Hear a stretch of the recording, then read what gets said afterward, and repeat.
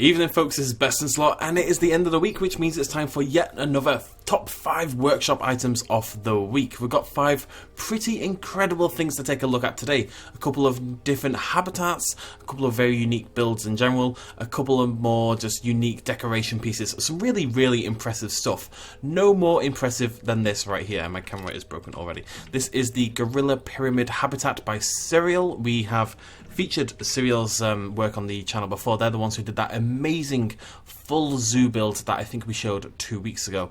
And this right here is simply a gorilla habitat. That's it. It's one giant indoor gorilla habitat. I mean, look at the bloody thing.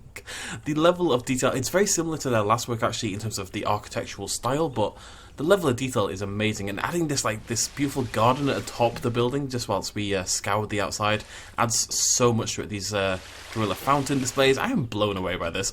Every time I do these videos I'm like, you know, there's some really good stuff here. I'm inspired, I'll go make my own, and then I come back and I look at other people's work and I'm just reminded by how incredible people are at this game, seriously. So, we're going to take a little look inside as well. As you see, it is an indoor habitat, so there's a few different ways you can view it. You can walk around this sort of glass-edged walkway around here. Very classic British style in a lot of ways.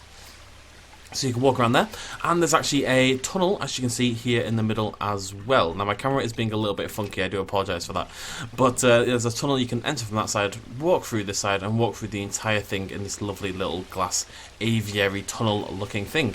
The gorillas themselves have a great time too. So what I really love about this is it's very multifaceted, it's very vertical, you know, it's up down. We've got like a staircase area over here, and then this little bridge, it dips here and there, and then it drops down, it goes up into the little house. There's little details like little piles of fruit knocking around, some like lighting, some African style displays. It's just as it always is with Serial. I mean, look at that, that is exceptionally well put together. For me personally, I don't use workshop items in my zoo, but what they're really good for is inspiration, and at the very least I think nobody would struggle to take any inspiration from this. Webpage not available. How was I loading a webpage? What are you on about? Next up, we're going to feature yet more work from Rudy Wrencamel. Again, another brilliant Planet Zoo YouTuber who you should definitely be checking out already. Now, I apologise I've left this big donut. I just happen to love big giant half donuts. That's totally my fault. But this is the Lemur half dome exhibit, and this is something he I believe he uploaded this to the channel quite a little while ago, and it's only just hit the workshop earlier on this week, and I'm very glad of that because I absolutely adore this build. This little bit here in particular, this half dome kind of stretching above the Lemur exhibit, it kind of looks unfinished in a way, but also very much purposefully unfinished. I think this looks really cool, really rustic. It actually inspired me for something we're going to be doing on our own franchise park a little bit later on into the series. And other than that, there's nothing too complex going on with the rest of it, but it's really nice. Again, multi sort of tiered. One of the key parts of these exhibits that I think most people, myself included, don't do enough, but the better people do, is they get a lot of elevation and height, and it's all about the different sizes throughout their exhibits. You know, you want to be uppy downy. That's an official term, by the way, don't look it up. We've got like a glass roof there in the middle, and then I love this. I don't know why I'm obsessed with this half dome, but as soon as I saw it in the workshop, I downloaded it and thought, yes, I have to make a video on that half dome. Other than that, yeah, we've got a little staff entrance down there at the back, very nicely blended in. You can't even see it from the front, which is always pretty cool. It's in there it is, being cheeky. Plenty of room for your lemurs to play around in and climb up. A little staircase over there, which is pretty cool, up to the feeder.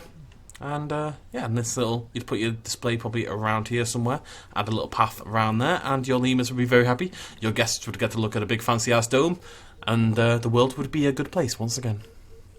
Third up on our list is one of the most impressively, singularly detailed builds I've ever seen in Planet Zoo. This is the pirate ship entrance, and it's by a Asian Planet Zoo designer. I don't know the name, you know, I can't pronounce the name or anything like that. I'm apologising in case my keyboard has yet again butchered it, but it is incredible work. Do go check it out at the workshop link down below. And it is, yeah, it's a incredible testament to what good theming and attention to detail can achieve, really. It is a pirate ship, an entrance to your park, so you'd enter through that left hand side or this right hand side, these wooden sort of ivy covered areas, and then the pirate ship on top is just covered in details. We've got the flag itself with the giant skulls, we've got the rope, you know, connecting where the sails were, and they've kind of fallen apart and been tattered. We've got the wheel up at the front, and we've got the cannot for the life of me remember what that's called for some reason. Oh, that's going to bug the hell out of me. The whole thing's just sort of tattered and falling apart, but amazingly detailed. We've got an anchor there, we've got barrels of cannonballs sitting at the side. The ship is leaking, little bits of water like spewing out of several different locations. There's the, I don't know, like the wheel at the back of the boat. A little bit of plant life growing out of it. We've got what looks to be this plant life here, but I imagine it's meant to represent lichen. We've got, you know, like a rowboat attached to the side as well. It is just amazingly detailed. It really, I mean, tell me that's not one of the coolest things you've ever seen in Planet Zoo. It is so very, very impressive. We're going to very quickly nip to nighttime as well. There you go, you get to see it all lit up proper. It goes from this amazing detailed build, which it still is, to kind of like a little bit of a horror theme going on there, a little bit of a spooky town, which I really, really like and really appreciate. As I just think it's awesome. I really, really do. Now, just whilst we're here, I'm just going to grab this build once again. I want to show you this at nighttime, and I kind of forgot to put it in earlier, so I'm just going to grab this. Boop. Gonna break my game. There we go. I just wanted to very quickly add that because that is awesome at night as well. Look at that. That is beautiful. It's kind of got a little bit of a Caesar's Palace kind of vibe, but I really like that. It just lets you really appreciate the detailing that's gone into things like this little entrance artwork area there with the gorilla. How cool is that? How cool is everything? Everything is amazing. Life is amazing. Okay, right, that's the first three. Let's move on to number 4. Now, folks, I have to cheat just a little bit for number 4 on this list, because it was technically uploaded last week, not this week. But I didn't spot it in time, I didn't have time to feature it, and it is so incredibly cool that I couldn't help but include it in this video. By another person we featured before. I feel like I go back to the same people all the time, but there's a handful of people just making some incredible stuff. This is the Inside the Books exhibit piece by Nith. Now, at the moment, Planet Zoo are actually running a competition to build the best display for exhibit animals. In my opinion, this should win, but we'll see. So what it is a series of books. If we scroll around to this side, we can see we've got Tarzan, The Little Mermaid, Lion King, and Jungle Book by Rudyard Kipling. There you go. But really the most impressive thing about this comes over this side. So here we've got the book itself. Look, the font is actually there. That is actual text from the Jungle Book. It's done in a really clever way. So we've got this big white sheet, and then they've sunk the signs into it, and the text shows through, but the sign itself doesn't. It's actually really clever, and I'm going to steal that for the future. And then there's the Jungle Book itself on the right. And what the idea is, you can look inside the books. You've got this window into the world of the books themselves. So over here on the right hand side, we have what I believe is called Car's Lair, as in Car being the snake from the Jungle Book. And the exhibit itself, because of how it's been done, you can see it's an exhibit in there, but it's all the plant life and stuff. Alright, calm down. All the plant life and stuff, it kind of looks like a window into the book itself and into the world of Car's Lair. That's really cool, and the text is really cool, and this is really cool, but my favourite part of the whole thing is this over here. So we've got Bambi, and basically they've sunk it down into the ground underneath the book, so when you scroll over the top, you can see there, you've got this really kind of trippy window into the book itself. It looks like you're just looking deep into it, so we can actually nip in here. You can see they've put this blue at the bottom, at the back side of it, and put a little moon in there, and it's like this amazing window into this whole other universe. I think it is incredibly intelligent, incredibly creative, and possibly, honestly, possibly my favourite build ever. Like, we've definitely seen more intricately detailed builds. You know, the pirate ship, for example, probably had more hours in simply in levels of detail and, you know, stuff. But this, in terms of the creativity and design work, I think is phenomenal. Like, I cannot talk about this enough. I could do this for, like, it's just really, really cool. Well done, Nif. I'd hug you if I could. It'd be really awkward, but I'd hug you.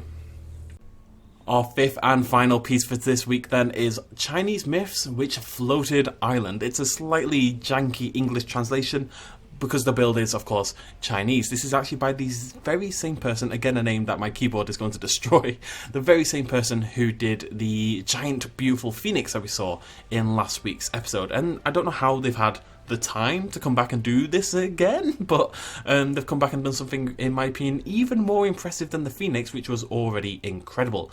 This is we're going to see this at night time, and it's going to look even cooler, but we'll have a look at the detail in the day. It is basically a series of floating islands, essentially Chinese-themed floating islands. There they are, the rocks all in the sky. Whoa, Jesus. All the rocks floating up, water tumbling down, all these little buildings and signs like going upwards. I get the feeling I was meant to... Oh no, I Oh, look, it's floating on. Oh, it's just beautiful. Yeah, and then at the front and centre, like, I wish I knew a little bit more about what this meant, etc., whether it's got a particular meaning. I'm sure there's some myths associated around this, given the name. But then we've got this beautiful central display. And the cool thing about this central display is that it lights up at night. So let's shift over there and wait for it, wait for it. There it is. Look at that thing from a distance. Oh, you can't do it from a distance. That's amazing! How do you do this in Planet Zoo? The game gives you so many options, but to build something so neat and well constructed and beautiful to look at is...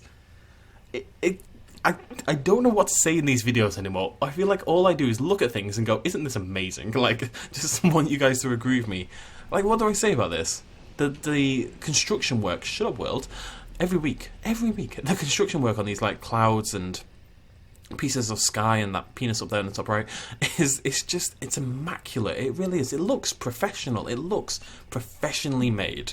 We've got these little I mean, look at them. Everything's amazing. The level of detail is staggering. China is like owning the Planet Zoo market right now. Like, most of the impressive work I'm seeing is actually coming from China. It's really cool to see, because actually in the first few weeks of release of the game, I wasn't really seeing much Chinese stuff in the first 5 or 6 pages of the workshop. It seems that there's a growing community over there that's really taken to the game really well, which is awesome to see.